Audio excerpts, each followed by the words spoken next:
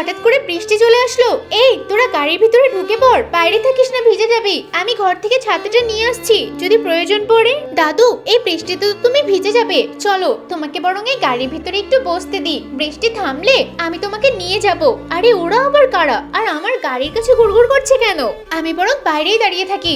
এই তুমি আবার কাকে গাড়িতে বসালে? ম্যাডাম, আমার দাদুর খুব শরীর খারাপ, উনি একটু বৃষ্টিতে ভিজে যাচ্ছে তাই বসলাম। দাদুকে বাইরে বের হতে বলো, আমি বাজারে যাব।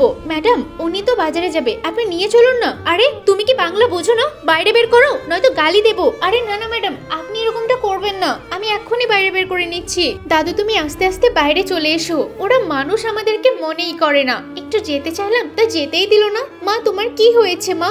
কথা বলো না। বাবু কাউকে ডেকে নিয়ে আয়, আমার শরীর খুবই খারাপ। আঙ্কেল আঙ্কেল এদিকে এসো না, এদিকে এসো। আরে মনে হচ্ছে কারোর অ্যাক্সিডেন্ট হয়েছে। আরে এ তো সেই মহিলাই যে আমাদেরকে গাড়িতে উঠতে দেয়নি। এর আবার কি সাহায্য করব? এমনটা বলিস না নীলেশ, ওর সাহায্য করে দে। আমরাও যদি ওর মতো ব্যবহার করি তাহলে ওর সাথে আমাদের পার্থক্য থাকবে কি?